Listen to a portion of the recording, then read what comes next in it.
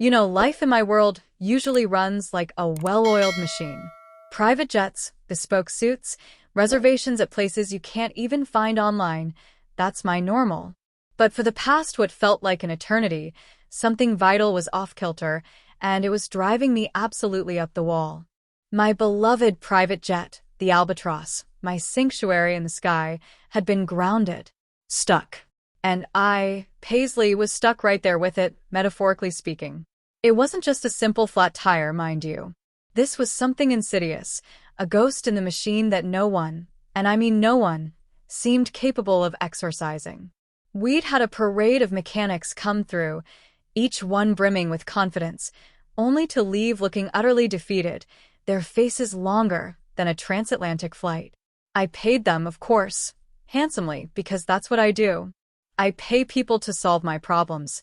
But this problem, this stubborn, silent refusal of the Albatross to fly, it felt personal. It was a constant, irritating hum beneath the surface of my otherwise perfectly curated existence. My usual coping mechanism is retreating. I'd spend hours in my expansive, too quiet study, trying to lose myself in market reports, but even those lost their luster. My frustration simmered, a low, steady burn, ready to ignite at the slightest provocation. Most people, upon meeting me, see the Paisley who runs a multi-billion-dollar empire, the one with a sharp tongue and an even sharper mind. They see the expensive silk blouses and the perfectly tailored trousers, the way my dark hair is always impeccably styled, framing a face that often defaults to a cool, analytical expression. What they don't see is the quiet, almost painful isolation that comes with it. The way my walls have grown so high, I sometimes forget how to climb down. So there I was, one particularly gray morning, nursing a cup of tea that had gone lukewarm, staring out at the hangar. The Albatross sat there, a magnificent bird with clipped wings, her silver fuselage dull under the fluorescent lights.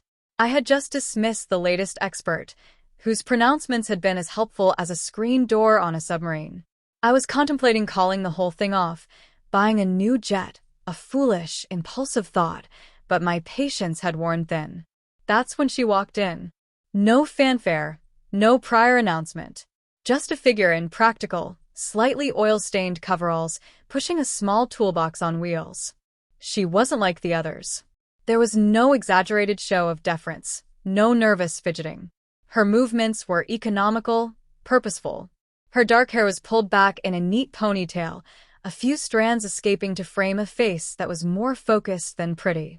Her eyes, a startling shade of blue, scanned the hangar, taking everything in, before settling on the Albatross with a quiet intensity. I watched her approach, my initial irritation shifting to a flicker of something else. Curiosity, perhaps. She was younger than I'd expected, maybe my age, 24 at most. There was a quiet strength in her posture, an air of self-possession that was utterly devoid of ego.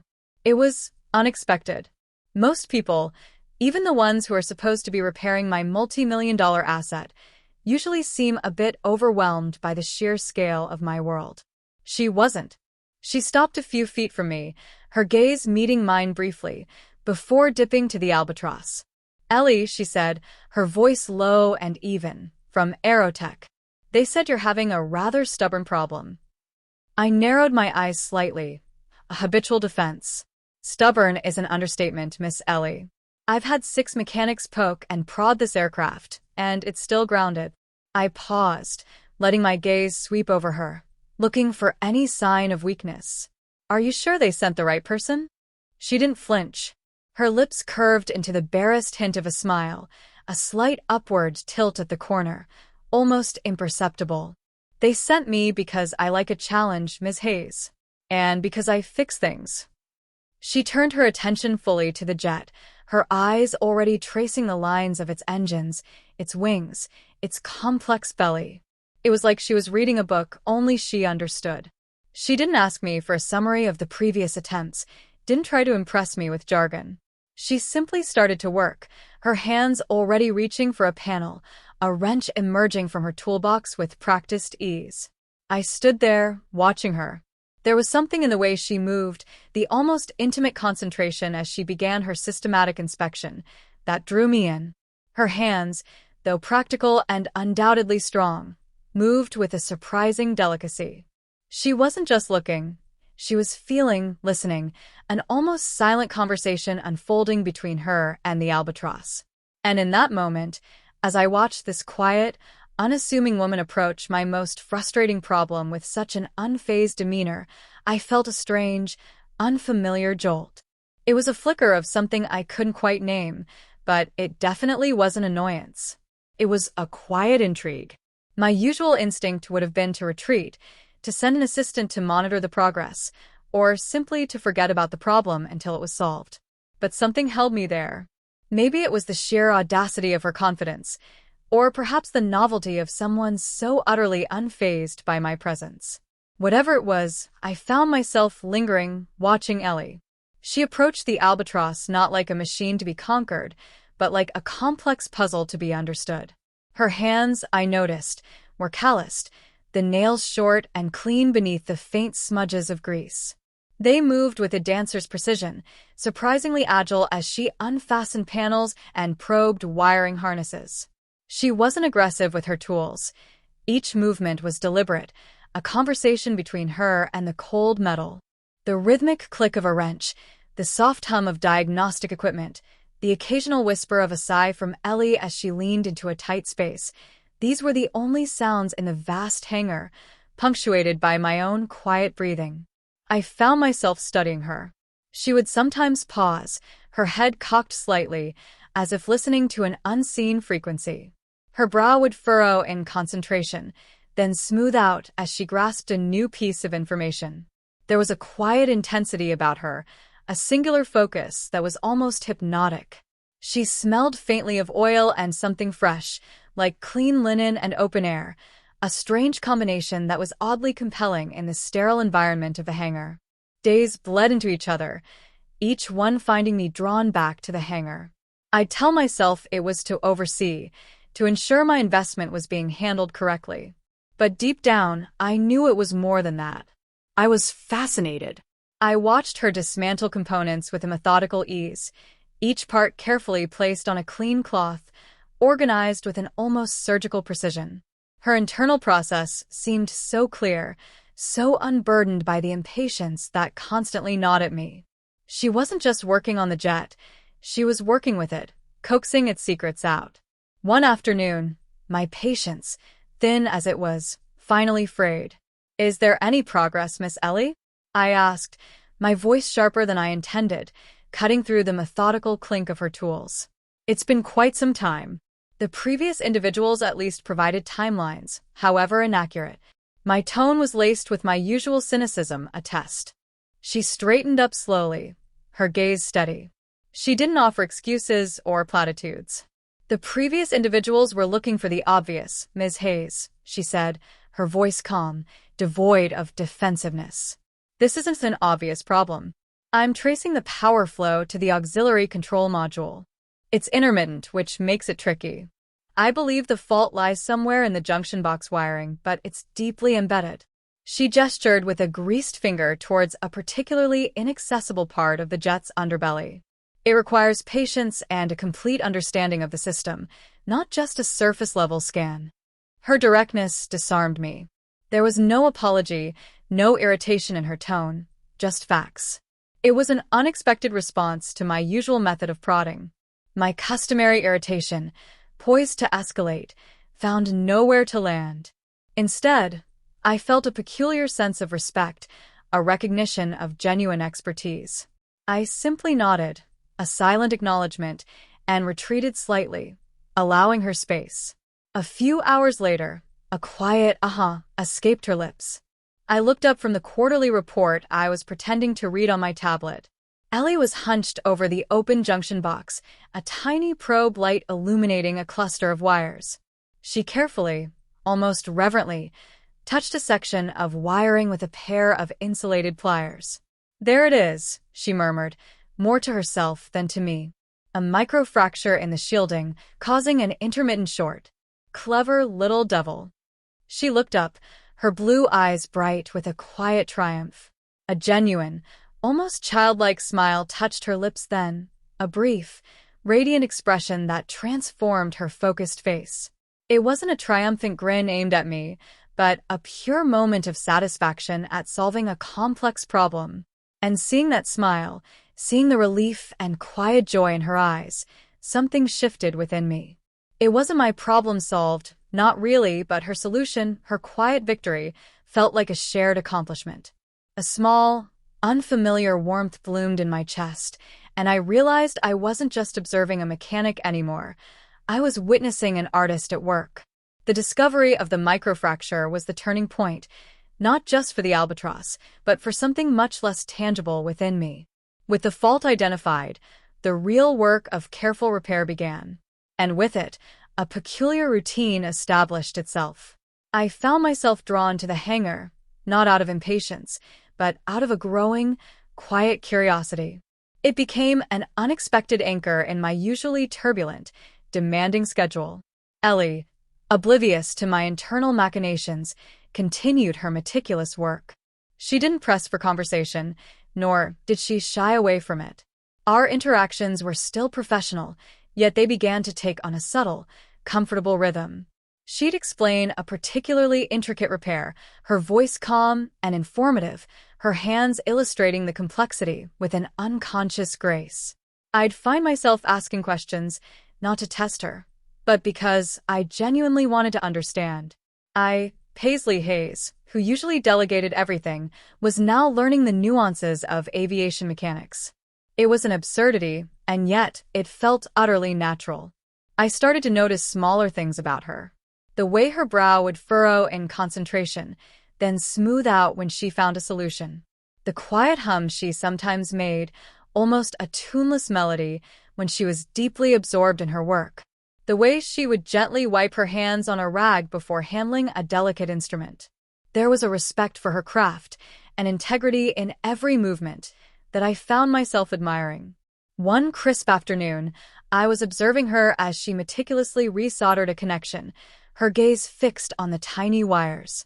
My head was throbbing, a persistent ache from a morning full of back-to-back virtual meetings. I hadn't eaten properly, too engrossed in my work, and the caffeine crash was hitting hard. I felt the familiar weariness, the emotional drain of constant vigilance. Ellie, without looking up, paused. "You seem a bit frayed, Ms. Hayes," she observed, her voice soft, not judgmental, simply an observation.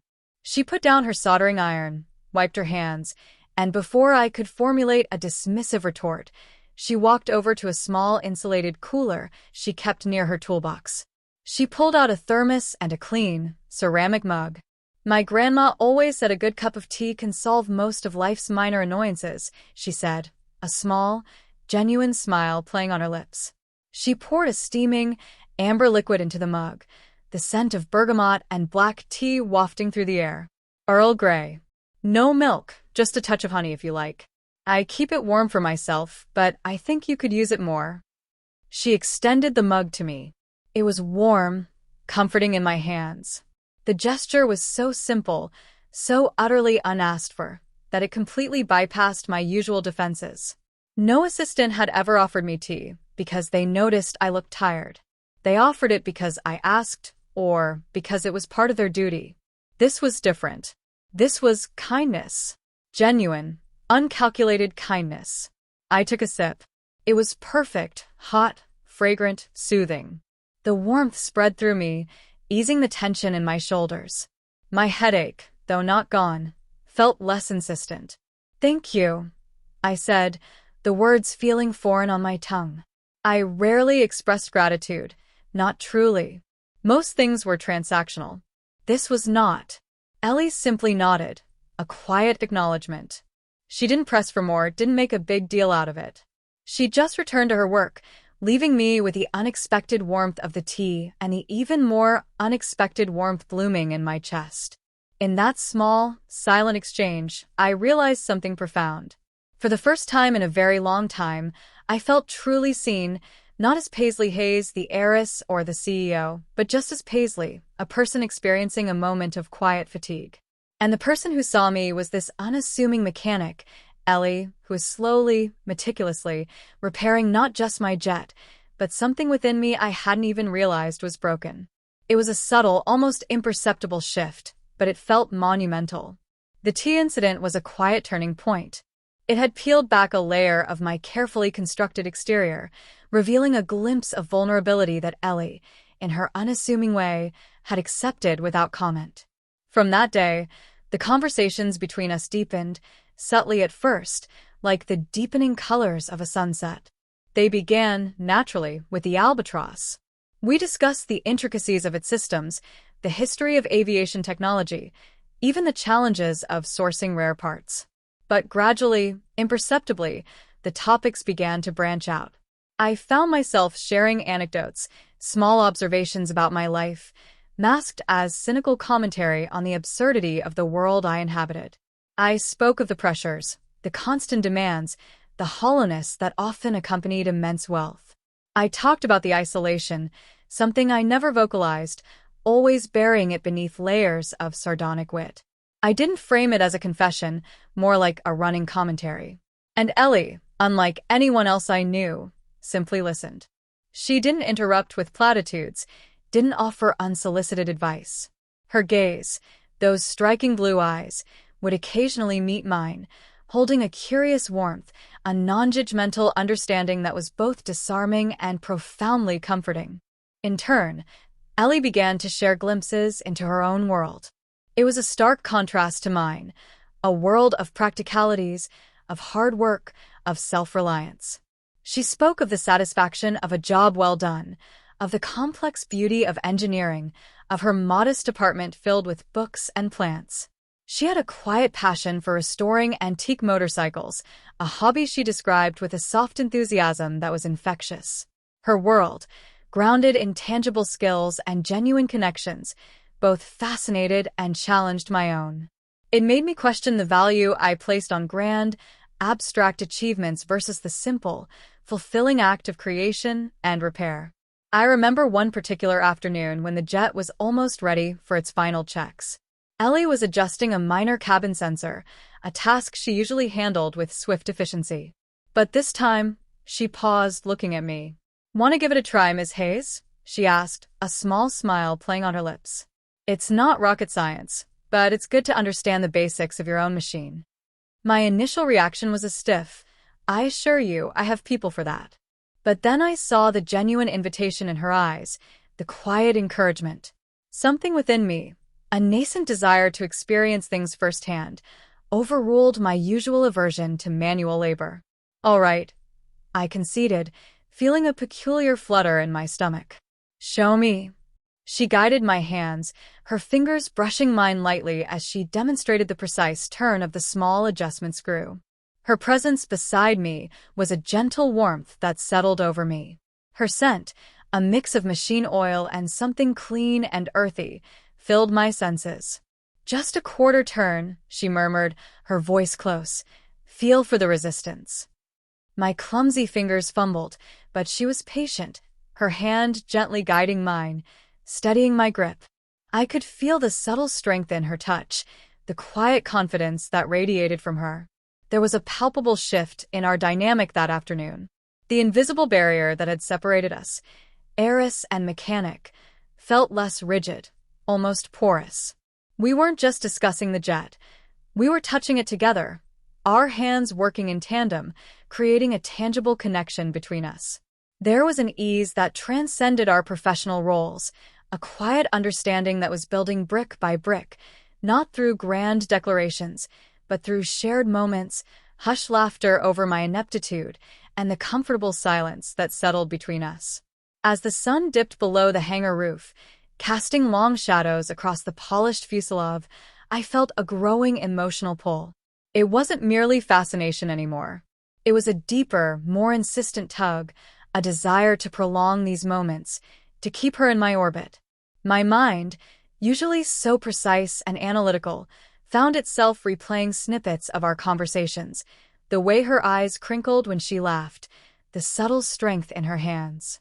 I realized, with a quiet jolt, that I was experiencing something new, something that felt both exhilarating and terrifying. A quiet understanding was developing between us, a nascent affection that went beyond words, deep into the realm of unspoken feeling. My carefully constructed world, so reliant on predictable patterns, was beginning to feel beautifully, wonderfully unpredictable. The jet was nearing completion. The Albatross, once a symbol of my frustration and a reflection of my own grounded spirit, was now poised to reclaim the sky. And with its imminent flight, a complex mix of anticipation and an unfamiliar dread began to settle over me.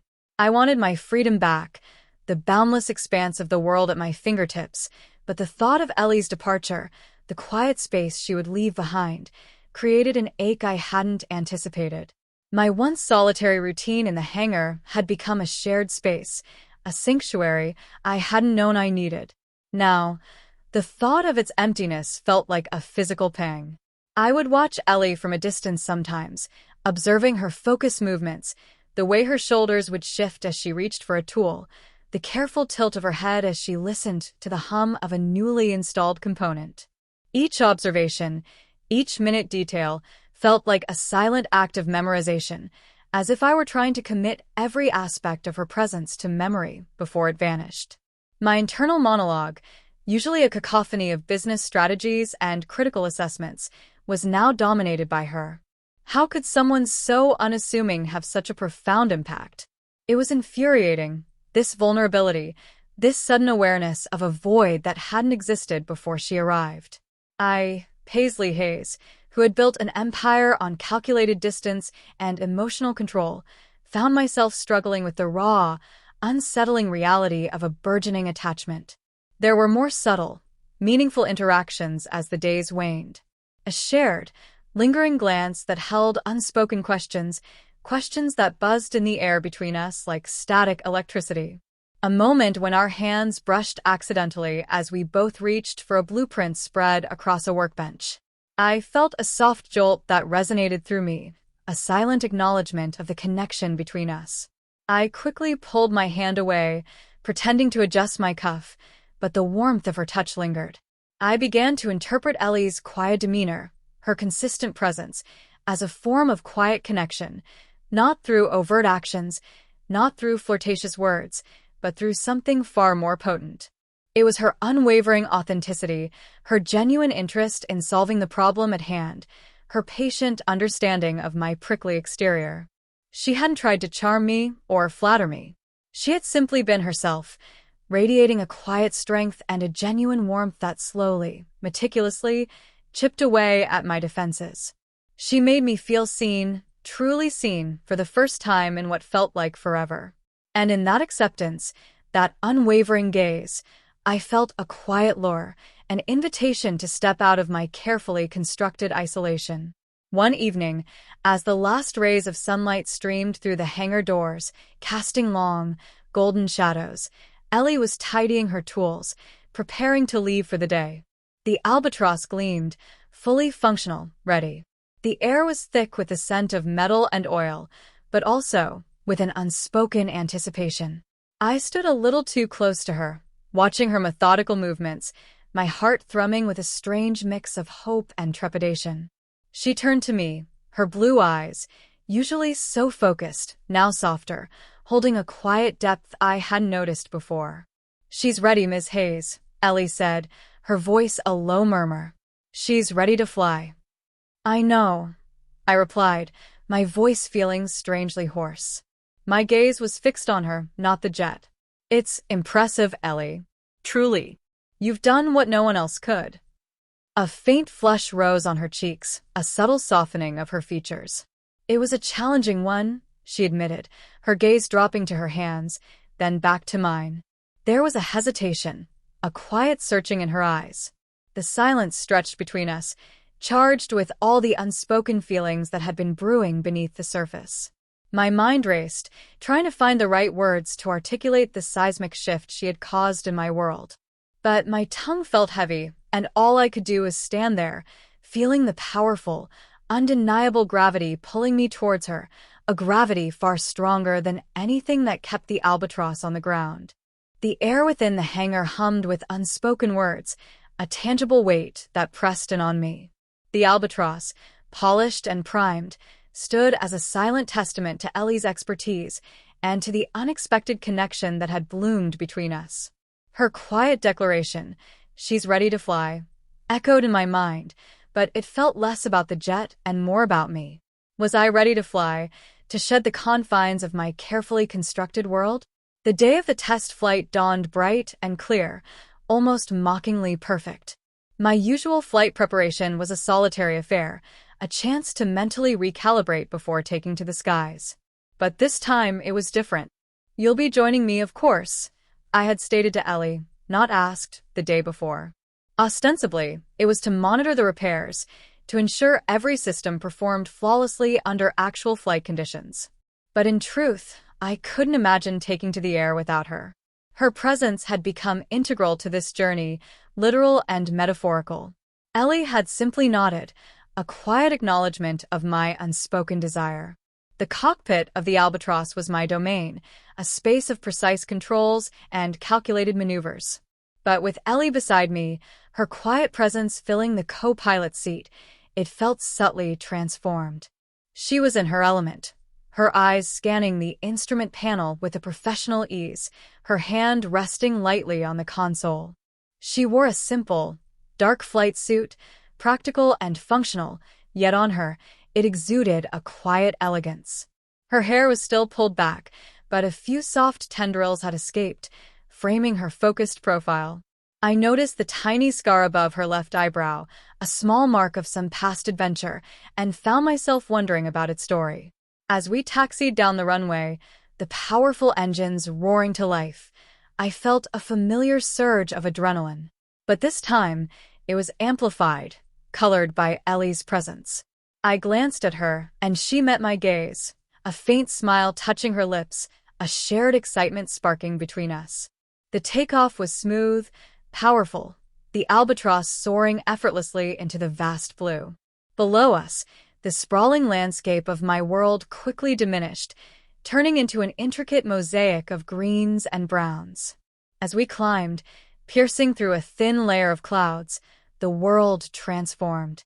Above, it was an endless expanse of cerulean blue, punctuated by the brilliant white of cloud formations. It was a sight I had seen countless times, but today, it felt entirely new, imbued with a fresh sense of wonder. I leveled off, setting the autopilot, and turned to Ellie.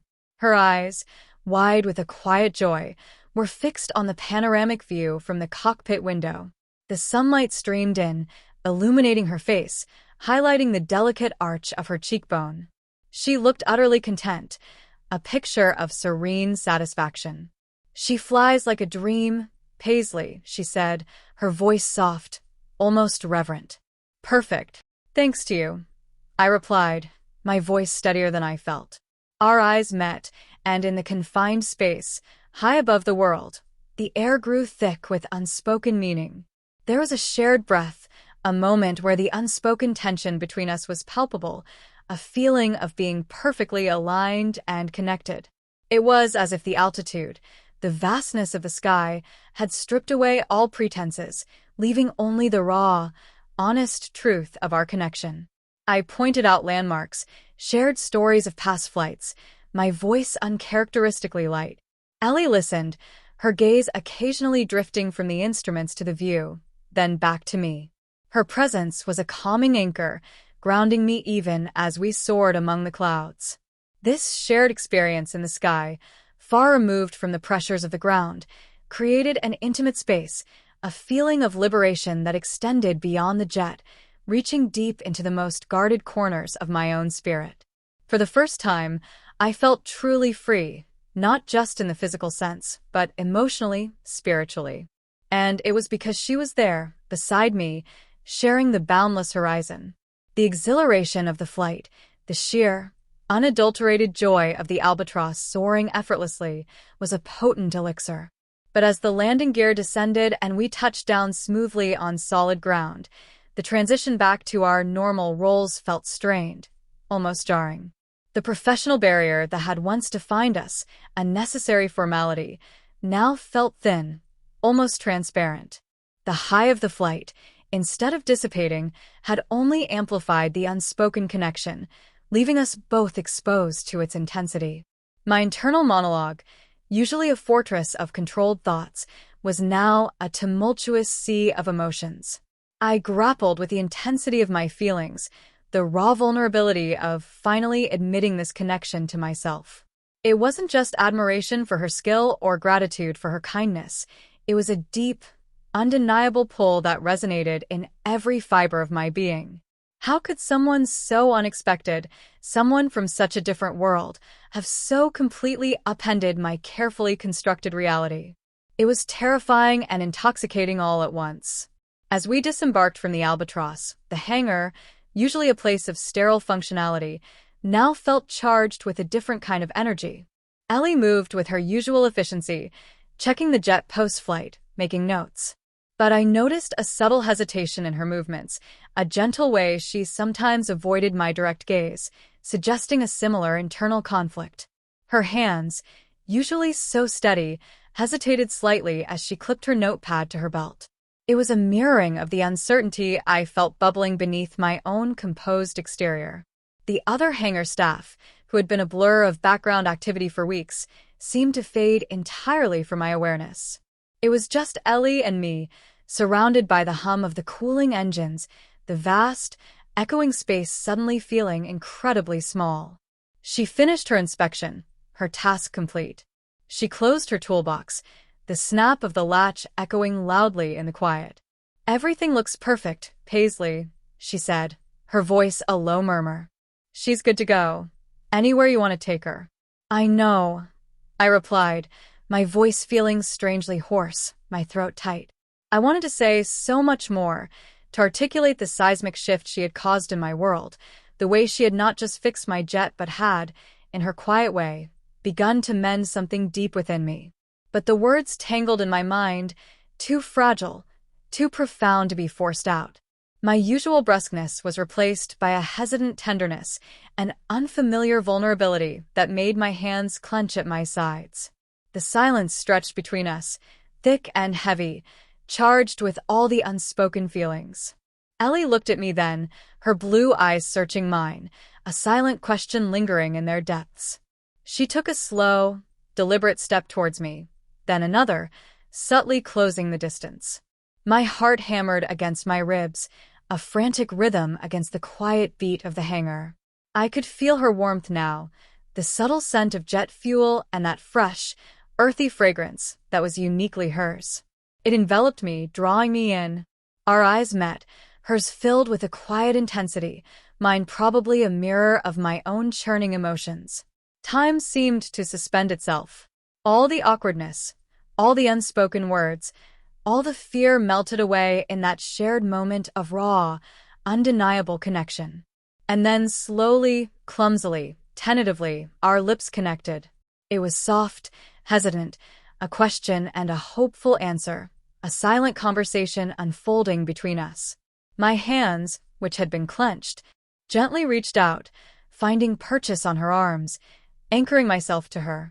It was a moment of profound emotional intimacy, raw and honest, marking not just the end of a long repair, but the breathtaking, terrifying beginning of something entirely new.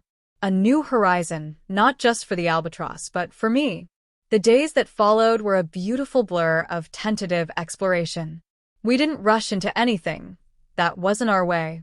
Our connection unfolded slowly, like the precise unfolding of a complex blueprint. Our initial interactions were tinged with a delicious awkwardness, a cautious dance around this new, tender landscape we had discovered.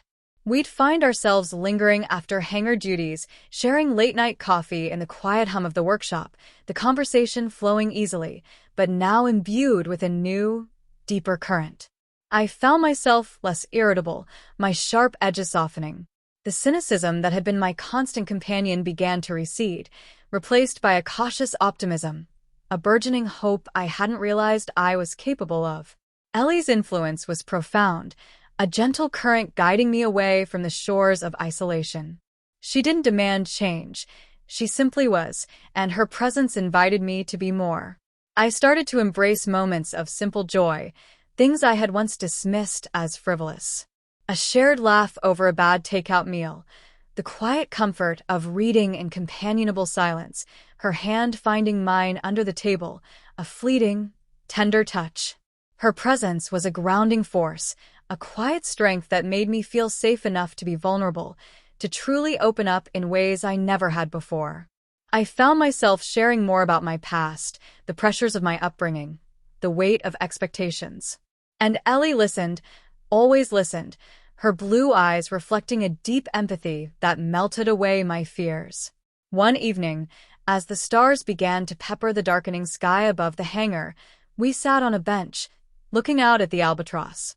It was fully fueled, ready for its next adventure, but neither of us was in a hurry to leave.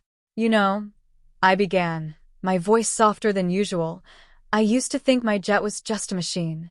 A tool for escape, for control. But you didn't just fix the wires, Ellie. You reconnected something in me too." I turned to her, my heart laid bare in my gaze. "You made me realize that some of the most important things in life aren't about control or escape. They're about connection."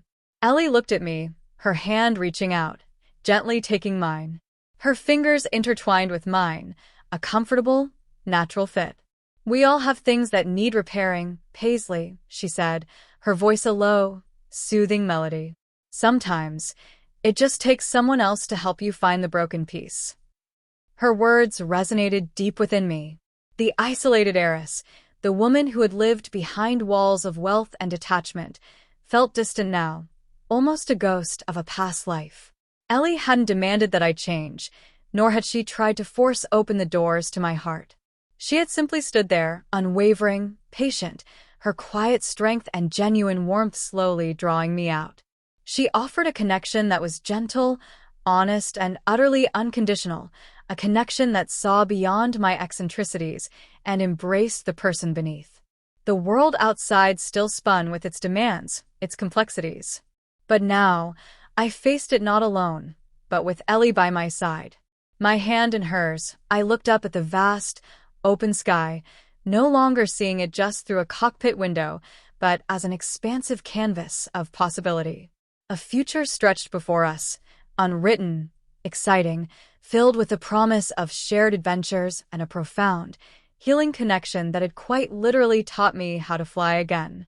Not in the Albatross, but within my own heart.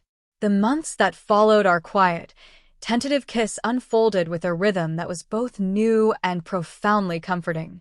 It wasn't a sudden, dramatic transformation, but a slow, steady evolution, like the subtle shifts of the seasons. My life, once meticulously compartmentalized and guarded, began to breathe, expanding to make room for Ellie. And in doing so, it became richer, more vibrant. The corporate world still demanded my attention, the jet still needed to fly, and the empire still needed steering. But my approach to it all had subtly altered. The sharp, cynical edge that had defined my interactions began to soften. I found myself listening more, truly listening, not just waiting for my turn to speak or to issue an instruction. Ellie had shown me the value of observation, the power in understanding the nuances beneath the surface. I started to notice the quiet anxieties of my staff, the unspoken challenges, and found myself responding with a nascent empathy I hadn't known I possessed. Ellie's world, too, merged with mine in unexpected ways. She still spent her days in hangars, her hands familiar with the language of engines and wiring. But now, evenings often found her in my expansive, once lonely apartment, not intimidated by its grandeur, but moving through it with her characteristic calm and grace. We'd share meals I'd never bothered to prepare for myself, discuss her latest motorcycle restoration project over glasses of wine, or simply sit in comfortable silence, the quiet companionship a balm to my often overstimulated mind. My past, with its lingering shadows of isolation and unmet expectations, no longer felt like a heavy burden. Ellie's steady acceptance had allowed me to truly process those experiences, to see them not as wounds, but as parts of the person I had become. She hadn't offered a magical cure. Instead, she offered a safe space, a gentle presence that allowed me to heal myself. I still had moments of my old temperament, flashes of impatience or cynicism, but they were fewer, less potent. And when they surfaced, Ellie met them not with judgment, but with an unwavering understanding that somehow disarmed them entirely. We found ourselves taking short flights in the Albatross more often, not for business, but for pleasure. Ellie would sit beside me, her hand often resting on my knee, a silent anchor. We'd chase sunsets across the vast expanse of the continent, the world below a breathtaking tapestry of light and shadow. Up there, in the quiet hum of the engines, suspended between earth and sky, I felt a sense of freedom and connection I had once only dreamed of. The boundless horizon was no longer a symbol of my solitary independence, but a testament to the infinite possibilities we now explored together. One evening, as we sat on the wing of the Albatross, watching the last streaks of twilight fade into a star-dusted night, a comfortable silence settled between us. Ellie leaned her head on my shoulder, her warmth a steady presence. I looked at the constellations beginning to twinkle above us, each one a distant, shimmering promise.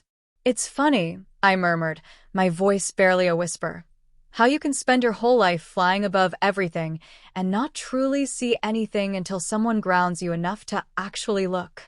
Ellie shifted, turning her head to look up at me.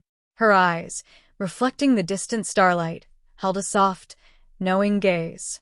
She didn't say anything, but her gentle squeeze of my hand spoke volumes. I knew our journey was far from over. Life, with its inherent complexities and unforeseen turns, would undoubtedly present new challenges, new moments of doubt. But looking out at the endless night sky, with Ellie's quiet strength beside me, I no longer felt the old familiar dread. Instead, there was a profound sense of peace, a quiet joy. We were two disparate souls, once so isolated, now charting a new course together. The destination remained beautifully, wonderfully unwritten, but with her, I knew, we would find our way.